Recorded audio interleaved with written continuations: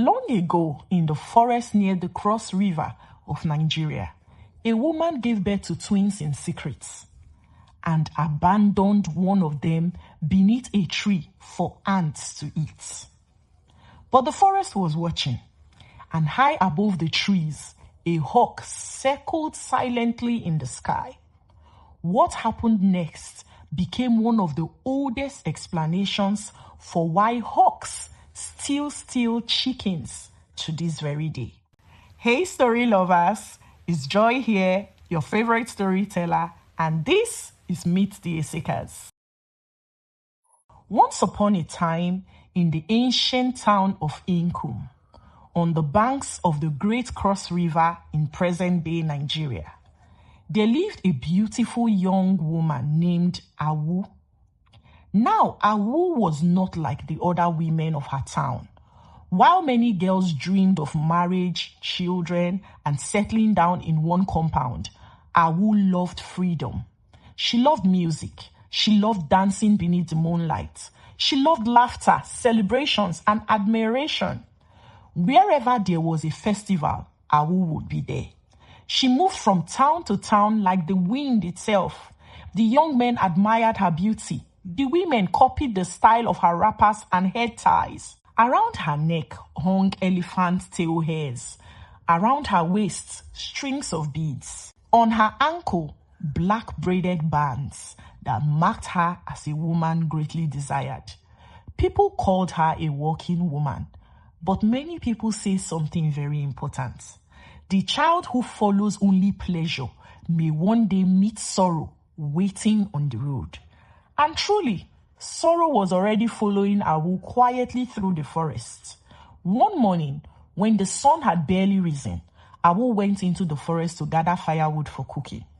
Deep inside the bush, while cutting branches from a giant tree, a heavy limb suddenly broke loose and struck her stomach. Immediately, pain seized her body. Before she could cry for help, labor began.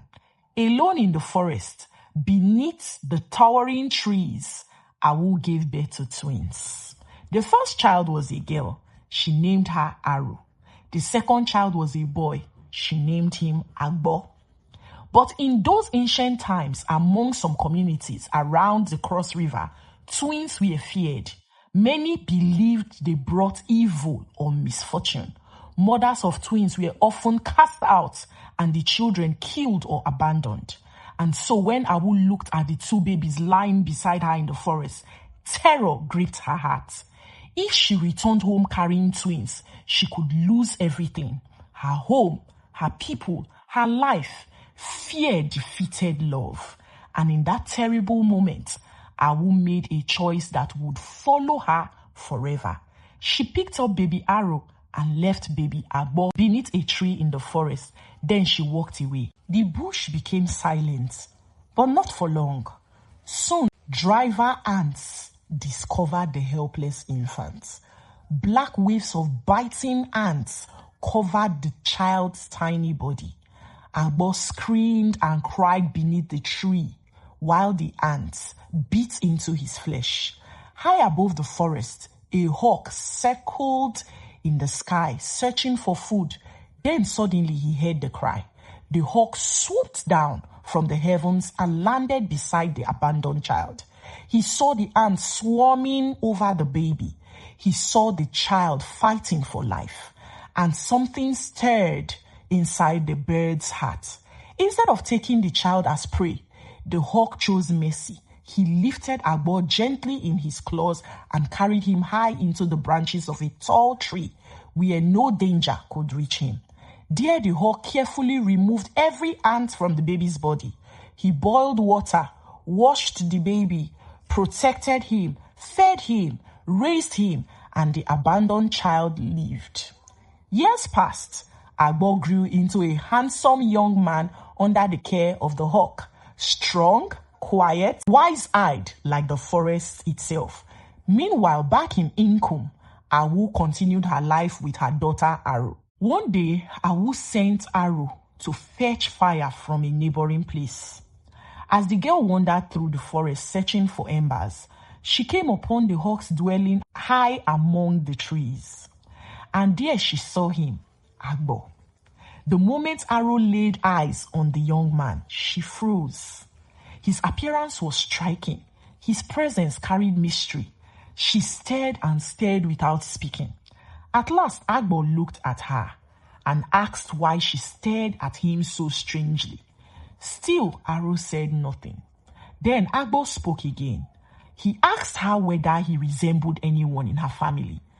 And as he spoke, the fire in her hand suddenly went out.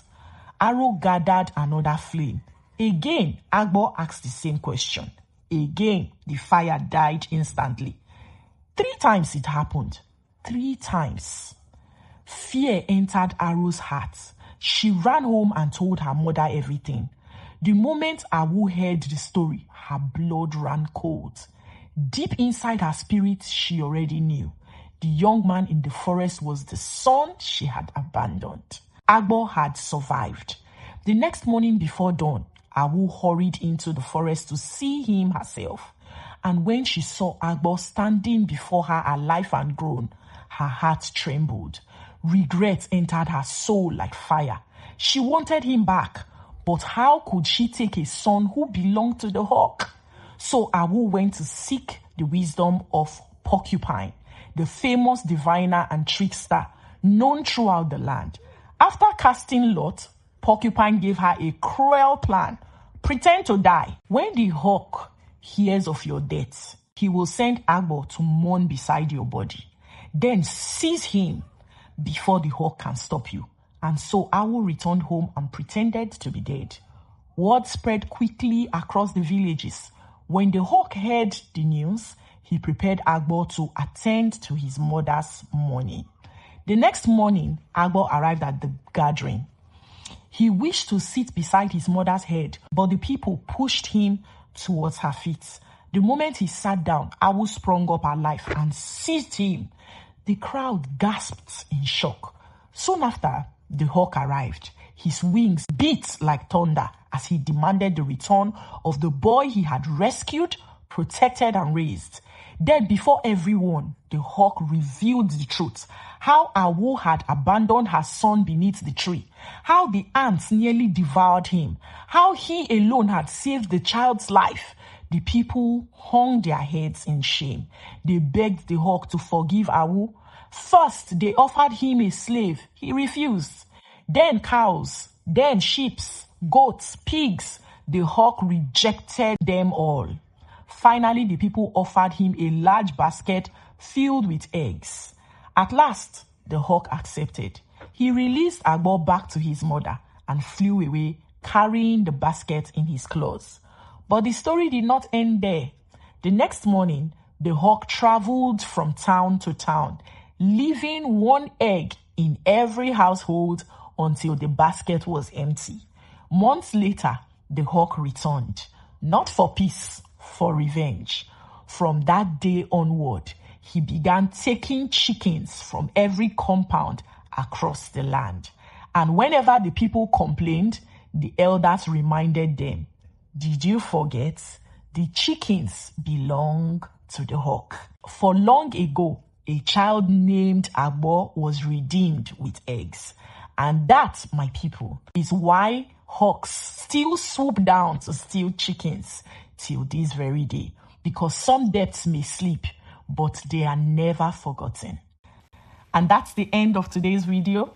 Please don't forget to subscribe for more intriguing folklore and mythology stories. Leave us your interesting thoughts, comments, suggestions, and lessons learned in the comment section. We love to read them. Like the video and share. See you in our next one. Bye.